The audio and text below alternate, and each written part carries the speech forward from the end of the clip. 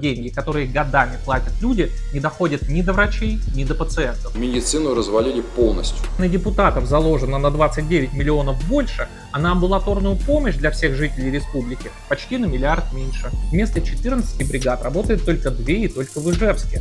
Да оптимизировались. Медицина в Удмуртии развалена по вине регионального правительства. Утверждение такое. Единорос Исаев называет это совершенствованием системы целевого обучения. А медики – последним гвоздем в крышку гроба госмедицины. Но раз адекватных объяснений от чиновников мы не слышим, поищем их сами.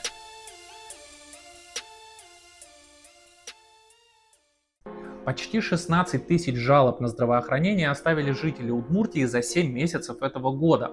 На графике с эфира Бричалова видно, это почти в 2 раза больше, чем жалоб на дороги. Казалось бы, на удмуртские дороги не жалуются только ленивый. Это много лет главная тема для справедливых возмущений. Разве может быть что-то в 2 раза хуже? Оказывается, может. Это удмуртская медицина. Медицину развалили полностью. О коллапсе здравоохранения республики мы подробно рассказывали 4 года назад в одном из наших первых расследований. Тогда мы показали факты и доказали, что это не стечение обстоятельств, а сознательная политика руководства республики. И общественный резонанс был таким, что Бричалов был вынужден оправдываться на своей прямой линии. Есть вопрос от Андрея Бабушкина. Он спрашивает, смотрели ли вы оппозиционные ролики про медицину? Я так понимаю, про нашумевшее в последнее время.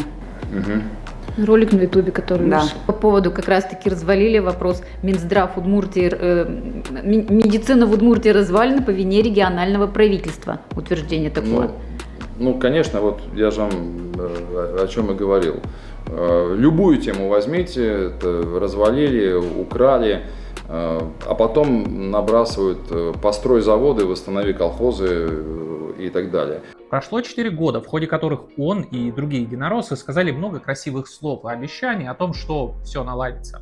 Что ж, давайте также по фактам и документам посмотрим, что изменилось с тех пор, и разберемся, удмуртское здравоохранение идет на поправку или коллапс перешел в стадию катастрофы. А вы подпишитесь на канал сейчас, чтобы как можно больше жителей Удмуртии это увидели.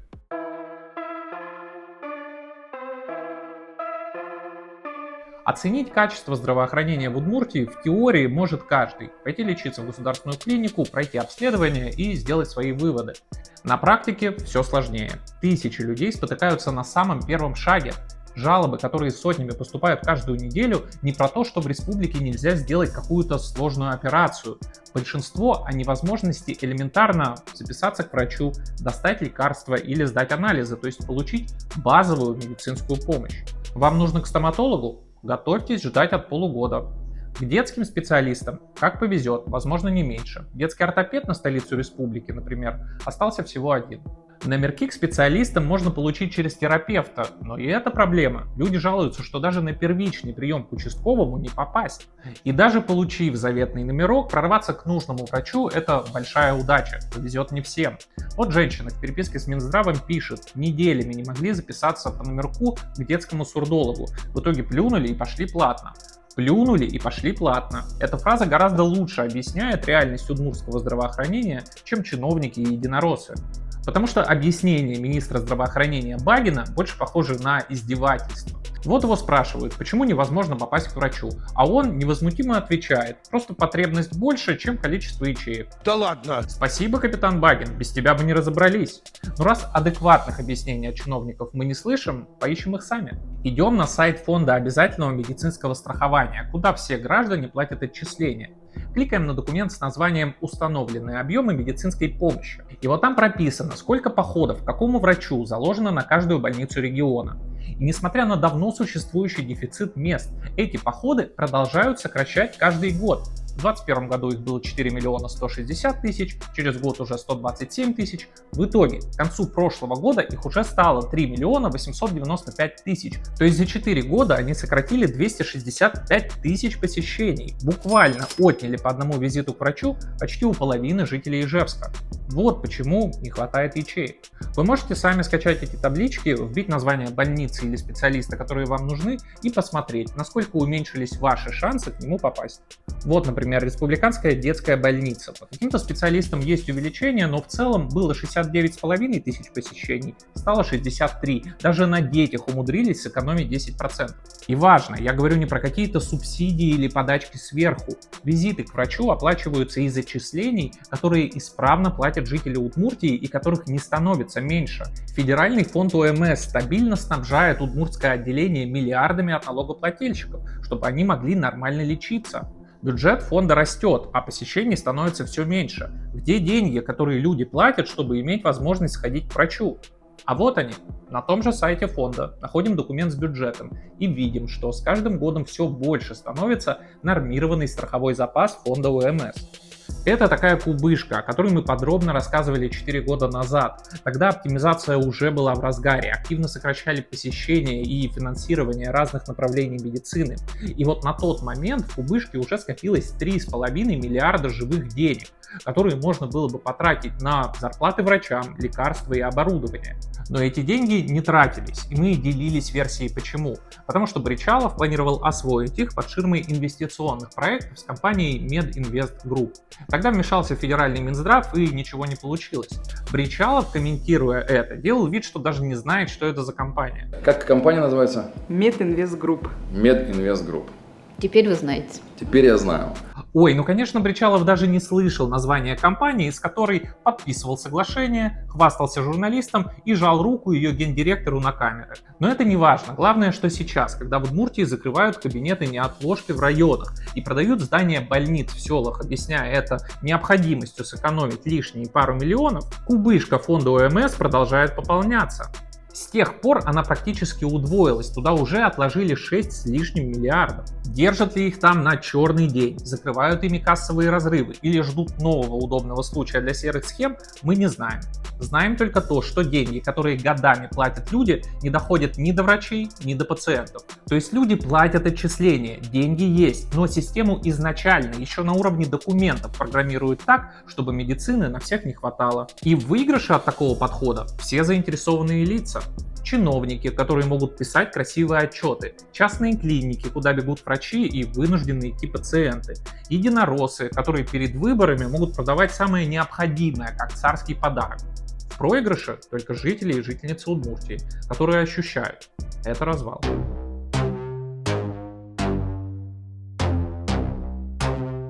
Если вы вдруг не знали, здравоохранение в Удмуртской республике на достаточно высоком уровне.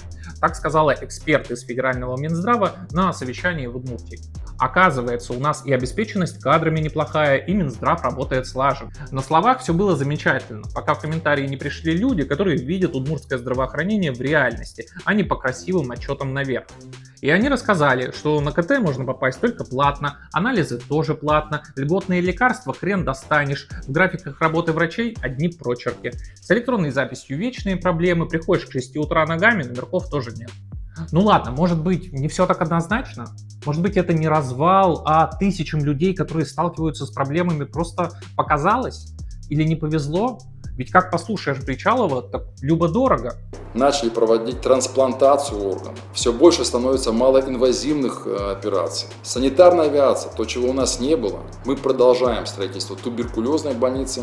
В последнем Бричалов, правда, не уточняет, что ее продолжают строить уже с 2019 года. Но давайте послушаем его повнимательней. Только не как карманные СМИ, которые кивают на любую дичь из уст единороссов, а разберем по фактам ответ Бричалова, когда его спросили про развал медицины в прямом эфире. Вы говорите, нет врачей и медицина развалена полностью. Но кто же у нас тогда ежедневно принимает около 40 родов? Классный вопрос. Роды в Удмуртии принимают акушерки, которые получают за это от 30 до 55 тысяч рублей, и это в столице республики, в 5-м роддоме. Отзывы о работе этого роддома разные. Кто-то жалуется, но есть и хорошие. Вот женщина пишет, что ей все понравилось. Она приехала рожать из района, потому что там закрылся роддом. Знаете, из какого района? Из какого угодно, потому что роддомы закрыты во всех сельских районах Удмуртии, кроме Увы. Мы делали отдельное видео о том, как за 10 лет под предлогом оптимизации в Удмуртии ликвидировали почти всю сельскую акушерскую службу. Только в Увинском районе жителям удалось ее отстоять.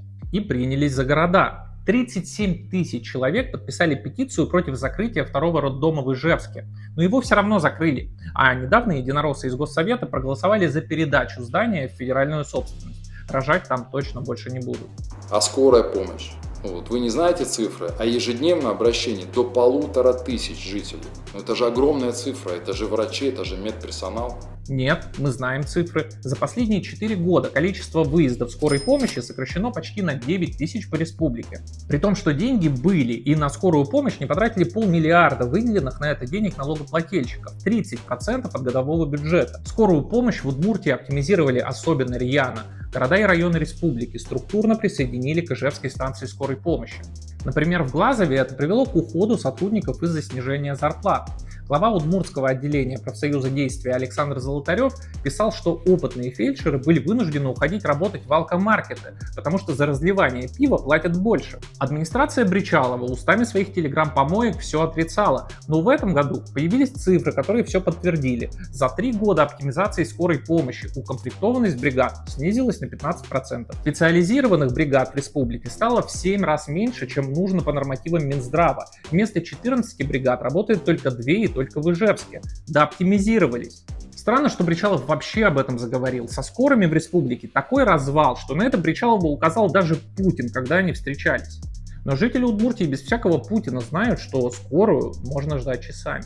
Больница в Глазове. Годами мы не могли решить вопрос с ремонтом. Сейчас больница активно обновляется, туда приходят новые врачи. Ремонт Глазовской межрайонной больницы – один из любимых пиар-проектов единоросса из Госдумы Исаева. Он ездил туда в феврале, он ездил туда в ноябре, и в наступающий выборный год вы еще 100 раз услышите о том, как он ее инспектирует. То, что вы не услышите, как в этой же больнице со скандалом закрыли молочную кухню. Якобы ее продукция не востребована и на нее тратится слишком много денег. За невостребованную и ненужную молочную кухню глазовчане собирали подписи, а несколько десятков человек вышли в массовый пикет. Вам не покажут ролик с медсестрами этой больницы, которые месяцами добивались положенных им по закону выплат. Не помогли ни обращения к Путину, ни нормы из майских указов этого же Путина. Помогли только суды при поддержке профсоюза действия. Вам не расскажут о жителях Ярского района, у которых закрыли инфекционное отделение вдобавок к закрытию родильного. Они тоже собирали подписи, потому что не хотят ездить 35 километров в ремонтирующуюся больницу, а хотели бы получать медпомощь там, где живут. И, конечно, вам не покажут, как выглядят другие глазовские больницы, которым не повезло стать объектом для пиара единороссов. Например, тут диспансер. На его ремонт Минздрав ищет деньги. Хорошо, что наше богатое государство может раз в жизни провести ремонт в главной больнице второго города республики. Но как же нелепо выглядит, когда единороссы носятся с этим ремонтом как с великим достижением, когда люди в этом же городе отлично видят развал и разруху во всем остальном. В интернете все очень просто написано. Причем чаще всего негатив вбрасывают намеренно. Ох уж эти злостные вбрасыватели намеренного негатива. Хорошо, давайте дадим слово не простым людям, которым, наверное, по 500 рублей платят за комментарии, а верным путинским активистам из Общероссийского народного фронта, который когда-то возглавлял сам Бричалов. Они инспектируют фельдшерско-акушерские пункты в селах. И в Малопургинском районе, например, поплыл ФАП, который построили в 2022 году. Он переплюнул даже ФАП из Алнашского района. Тот построили в 2021 году, и его уже нужно ремонтировать. Жаль, они не доехали до ФАПа в Глазовском районе. Там его изначально построили без водоснабжения, и в 2025 году воду туда таскают коромыслом. И, конечно, тотальная коррупция в здравоохранении республики – это тоже то, что выдумали в интернете. Например, про то, как бывший коллега Бричалова по тому же Общероссийскому народному фронту Иван Ястреб, которого Бричалов привез в республику и назначил министром строительства, сел за многомиллионную взятку за проектную документацию для тех самых ФАПов в селах по нацпроекту здравоохранения. Или глава Минздрава Якимова, которую посадили за то, что она помогла знакомым компаниям получить госконтрактов на медицинское оборудование на общую сумму в 500 миллиарда рублей. Ну и переплюнула всех по негативу в интернете бывшая вице-премьер по здравоохранению республики Эльвира Пинчук. И я сейчас даже не про наше расследование, где мы подробно рассказали о конфликте интересов. Она работала на госдолжности, а ее сеть частных клиник получала деньги из фонда ОМС и другие преимущества.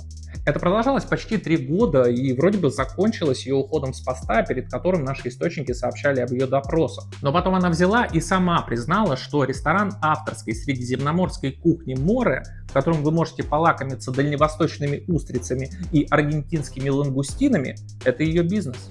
Он открылся, когда она работала на госдолжности, курировала республиканское здравоохранение и не имела права вести бизнес. Уже в этом году сразу 2 громких коррупционных уголовных дела на главврача онкодиспансера Заварзина и бывшую замминистра здравоохранения Кропычеву. Какой еще намеренный негатив нужен Бричалову? Он, его чиновники и дружки сами отлично справляются с тем, чтобы людям было за что их ненавидеть. Есть проблемы, да, и благодарю за то, что вы конкретные ситуации, конкретные вопросы задаете, но мы на них стараемся оперативно реагировать. Да, тут он прав. Главное изменение за последние 4 года – республиканское руководство научилось реагировать на проблемы. Только не устранением причин, а преследованием тех, кто про них говорит. На Можгинский паблик, где сообщали о нехватке врачей, написали заявление в полицию. Ижевчанку Юлию Нуриеву оштрафовали за критические посты о здравоохранении в соцсетях. А на организатора пикета против закрытия молочной кухни в Глазове Александра Золотарева возбудили уголовное дело. Так и реагируют, как будто если преследовать людей за слова о развале, развал перестанет быть развалом.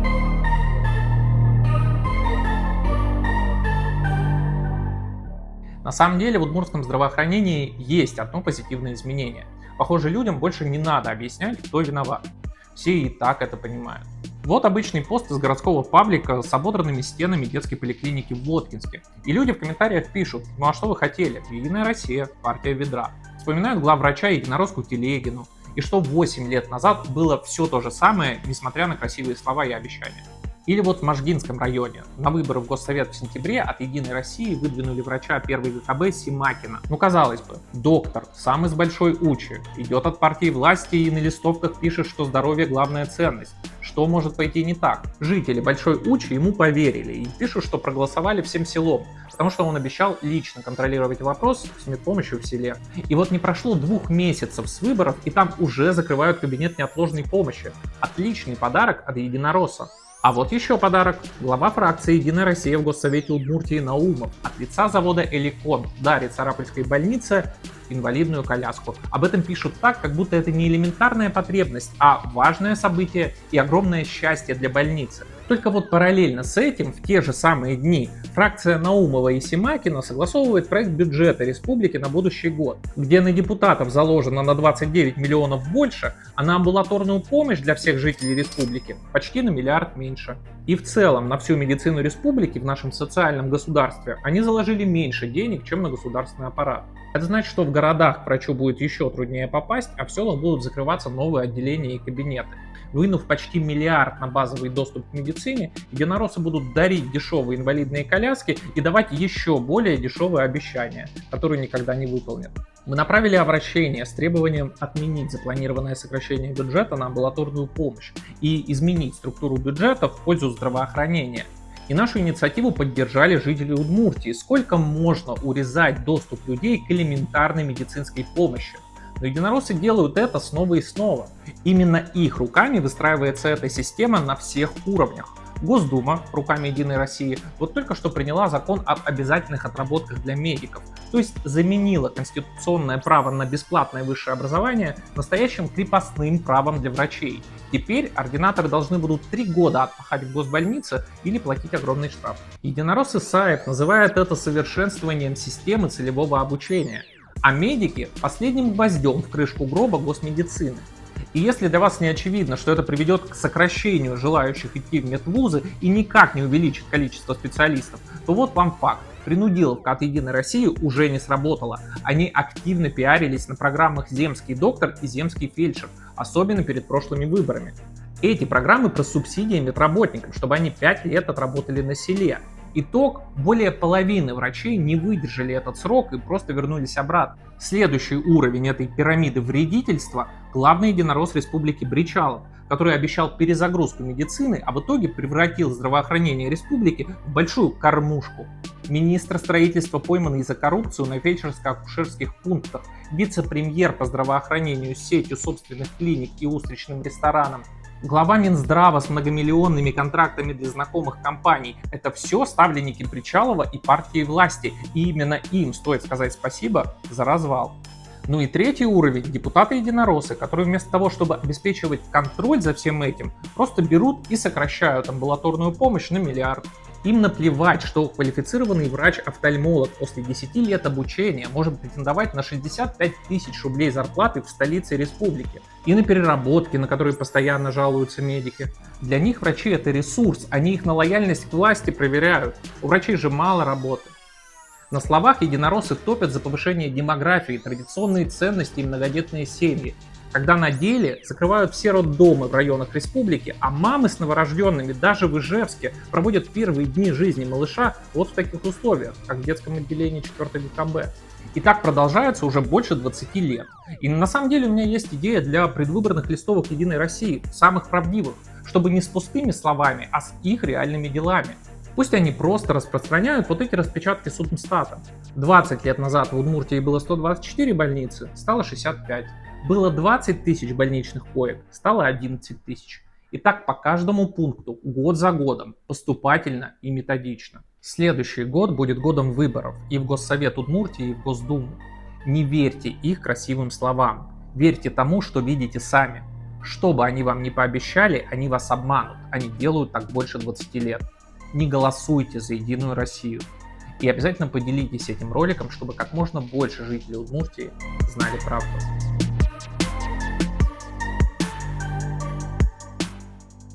Поддерживайте нашу команду, чтобы у нас была возможность и дальше говорить правду о происходящем в республике. Самый простой способ сделать это — подключить наш VPN. Он простой, надежный, безопасный, установили, включили, забыли. А подписка на него помогает работать нашей команде. Подключайтесь по ссылке под видео. Нам необходимая поддержка, вам свободный доступ к интернету.